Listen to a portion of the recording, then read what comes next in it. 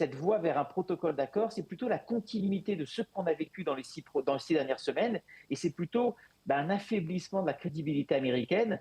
Donc Donald Trump, je pense, a conscience de ça, mais je pense qu'il n'a le choix qu'entre de mauvaises options. Je pense qu'il ne croit pas aujourd'hui qu'une option militaire puisse véritablement résoudre le problème. Il voit surtout le problème aujourd'hui en termes de politique intérieure.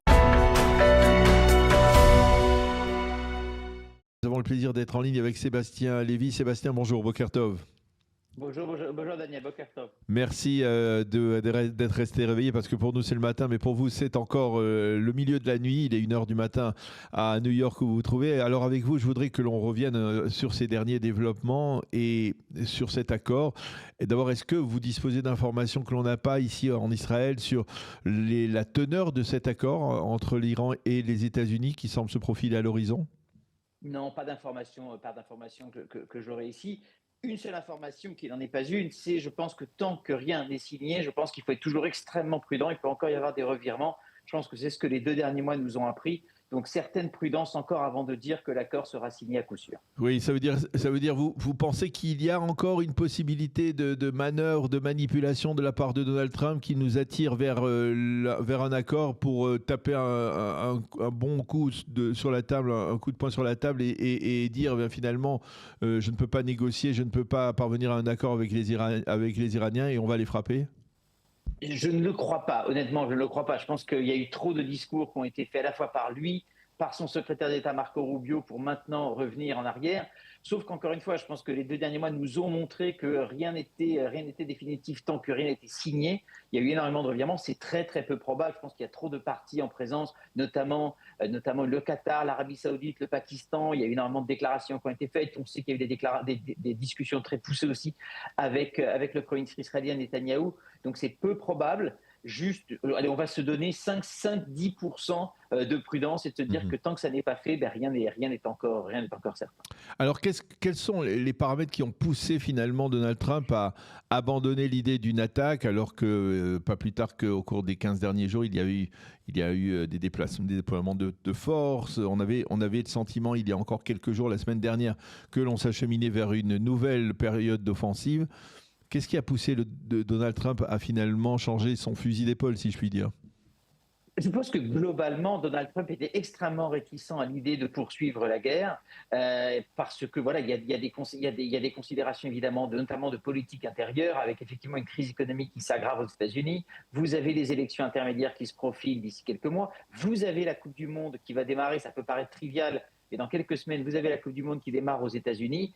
Il va y avoir aussi les 250 ans des États-Unis très très vite, le 4 juillet. Donc vous avez tout un agenda, tout un calendrier aujourd'hui qui se prête assez mal à la poursuite de la guerre, surtout que ça n'était pas ce pourquoi Donald Trump avait été élu. Donc entre la crise du pouvoir d'achat d'un côté, une guerre qui semblait s'enliser, Donald Trump voulait en sortir. Je pense que pour lui, il a voulu montrer qu'il était prêt à aller jusqu'à l'option militaire et reprendre les frappes, mais c'était plus sans doute un moyen pour lui de mettre la pression sur l'Iran, de dire toutes les options sont sur la table, et d'ailleurs, elles le demeurent aujourd'hui, mais sa volonté profonde, c'était sans doute d'en sortir, de trouver une voie de sortie. Ce qui a changé, c'est que les échéances, elles se rapprochaient. Il a peut-être vu ici une nouvelle ouverture de la part des Iraniens. Vous avez eu aussi donc la médiation des Pakistanais. Il s'est sans doute dit qu'entre les contraintes qu'il avait, peut-être quelques petits mouvements qu'il a peut-être pu percevoir chez les Iraniens, il s'est dit que c'était une fenêtre de tir. Mais encore une fois, je pense qu'il n'y a pas eu un changement radical, je dirais, qui aurait poussé Trump à changer d'approche. C'est juste qu'il se dit, voilà, c'est le moment de le faire, on le fait. Mais une chose est importante, on va vers un protocole d'accord et pas un accord. Il conserve l'option de reprendre les frappes si nécessaire. On n'est pas dans un accord définitif avec la paix éternelle, etc. On n'est plus dans un protocole d'accord pour donner quels sont les grands sujets dont on va parler. Il se donne encore une porte de sortie et une certaine latitude pour agir. Et je pense que c'est très important pour lui. Pourquoi ? Il veut apparaître comme le vainqueur de cette confrontation et pour le coup, donc garder aujourd'hui un maximum de liberté d'action dans les 30 jours, dans les 60 prochains jours, c'est extrêmement important pour lui pour maintenir la pression sur l'Iran.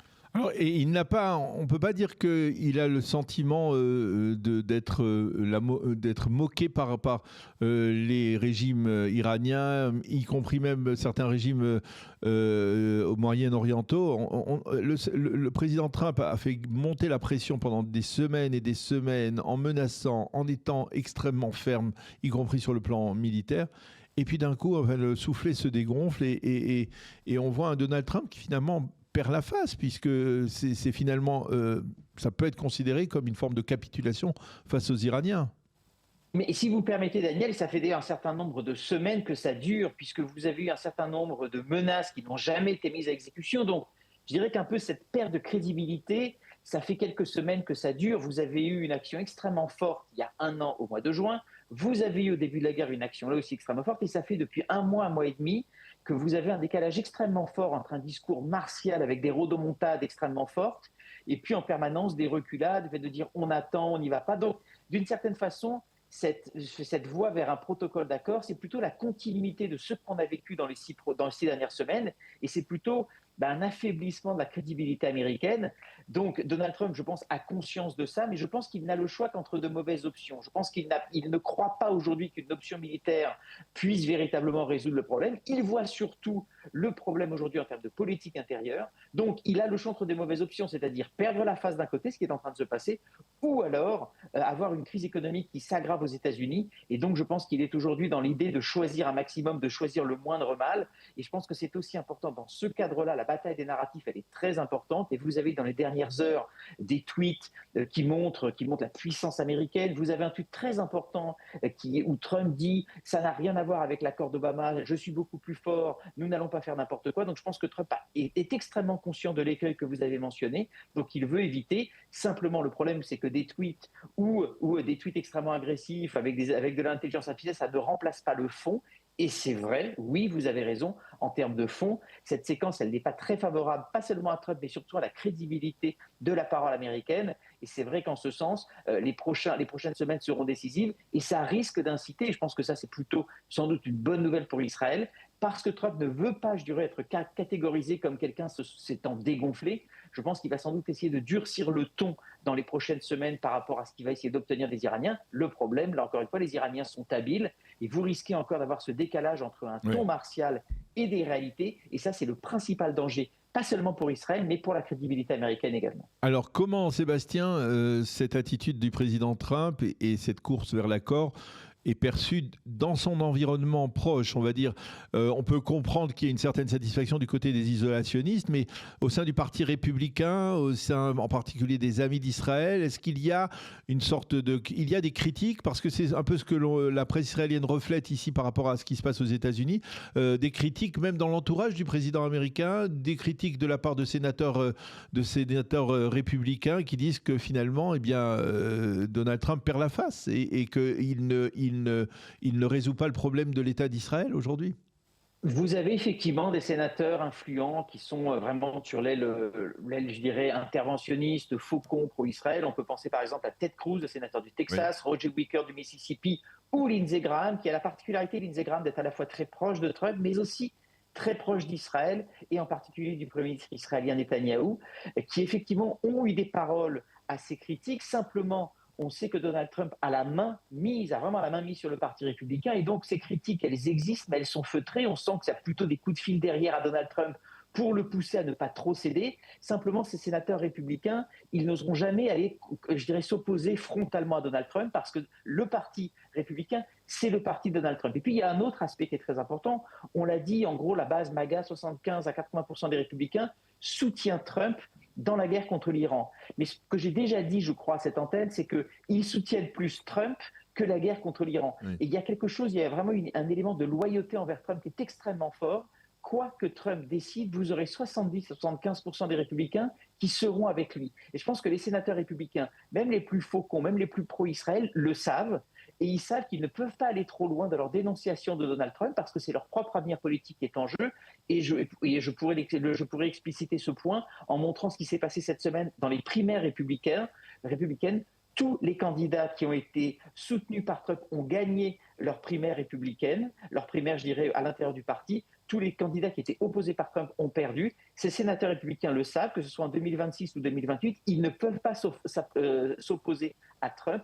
Trump le sait, donc quoi qu'il décide, le Parti républicain et notamment les sénateurs, in fine, se plieront à ces désirata. Alors il y a aussi, et je voudrais qu'on parle un peu des relations entre Israël et les États-Unis, et aussi Israël et les États-Unis et les pays du Golfe, parce que il y a aussi une déclaration, je pense qu'elle nous a pas échappé, sur le fait que Trump disait aux pays du Golfe en particulier, même le Qatar, il faut que vous rentriez avec cet accord avec l'Iran, eh bien on va pouvoir élargir les accords d'Abraham, il faut que vous rentriez dans les accords d'Abraham. Comment on mélange un peu tout cela? C'est un peu Vous bizarre. avez raison, vous avez utilisé le mot mélangé, je pense que c'est assez juste. Il faut savoir que les accords d'Abraham, c'est un vrai succès diplomatique de l'administration Trump, et il y a un consensus ici aux États-Unis, même parmi les démocrates, de dire que c'est un vrai succès de Trump. Et donc, on l'a dit, d'un point de vue narratif, c'est très important pour Donald Trump de dire cette séquence est un succès, je ne suis pas faible comme Obama, j'obtiens des choses. Et pour lui, s'il peut conjuguer cet accord et mettre dans la corbeille du marié l'élargissement des accords d'Abraham, c'est à la fois un signal envoyé à son électorat très pro-Israël de dire « Regardez, je sécurise Israël d'un point de vue diplomatique, je capitalise sur mon succès diplomatique et j'obtiens quelque chose qu'Obama n'était pas capable d'obtenir. » Donc ça, c'est la théorie. En pratique, on l'a vu, l'Arabie saoudite est extrêmement réticente à rentrer dans les accords d'Abraham en l'état parce qu'elle veut des concessions significatives sur le dossier palestinien. Et il est peu probable d'imaginer demain le Qatar et encore moins le Pakistan rejoindre cette alliance. Donc je pense que c'est aussi pour Trump une bataille aujourd'hui, un objectif de montrer à sa base, mais pas uniquement, globalement au peuple américain, qu'il obtient des choses, mais c'est sans doute à ce stade, sans doute une espèce de vision un petit peu idéalisée qui ne repose pas sur grand-chose. On pourrait évidemment le souhaiter et l'espérer, mais c'est plus aujourd'hui habiller quelque chose qui ressemble à un retrait, à une concession, plutôt que quelque chose d'extrêmement, de véritablement probable. Donc c'est assez peu probable que ça se passe comme ça, mais en tout cas ça traduit une chose, la volonté de Trump d'apparaître comme victorieux de cette séquence. Alors concernant les relations entre Israël et les États-Unis, toujours dans la presse israélienne ce matin, on parle on dit que finalement Trump a sacrifié Israël en faveur des Iraniens pour mettre fin à la guerre et pour permettre cet accord. Est-ce que c'est votre sentiment? Est-ce que visiblement aujourd'hui, alors qu'il y a eu, on en a parlé à de multiples reprises ces 3 derniers mois, une coordination étroite entre Israël et les États-Unis, entre les armées américaines et les armées israéliennes, est-ce que là finalement Trump est en train de lâcher Israël, ou alors finalement il signe cet accord, mais il va essayer d'offrir des compensations à Israël? Je pense que c'est sans doute un mélange de tout ça. Il ne faut jamais oublier que Donald Trump est le président des États-Unis, qu'il a été élu sur une plateforme America First. Donc d'abord l'Amérique, et pour le coup Trump, c'est comme ses prédécesseurs et c'est comme ses successeurs, ce sont d'abord les intérêts américains. On l'avait vu au mois de juin dernier, il n'y a pas de contradiction entre une très très forte alliance militaire politique et puis à un moment donné, quand Trump décide que c'est fini, il l'avait dit en juin, il l'a dit encore cette semaine en disant « Netanyahou fera ce que je lui dirai de faire ».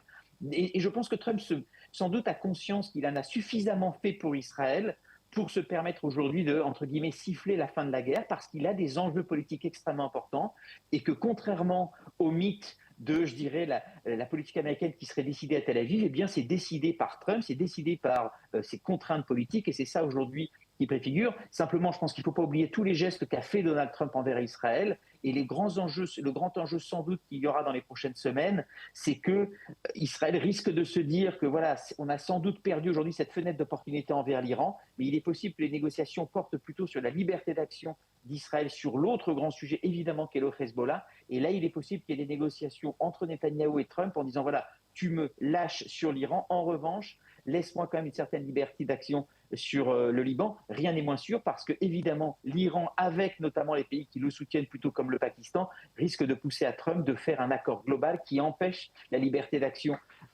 au Liban. Mais en tous les cas, clairement, Israël va demander des compensations. Quelles seront-elles? On ne sait pas, mais je pense que c'est important de rappeler Donald Trump est pro-Israël, mais il est avant tout le président des États-Unis. Et à un moment donné, si les intérêts divergent, il choisira, comme tout président américain, ses intérêts politiques et les intérêts de son pays. Eh bien, Sébastien Lévy, merci beaucoup pour toutes ces explications extrêmement claires. On comprend mieux la situation et la problématique, on va dire, de cette situation, au moins peut-être pour Israël. Merci beaucoup, Sébastien, d'être resté réveillé jusqu'à cette heure tardive à New York pour nous donner ces explications, nous aider à mieux décrypter cette situation complexe. Merci d'avoir été avec nous. Bonne nuit, bonne continuation. Merci, et à bientôt. Daniel. Au revoir. Merci.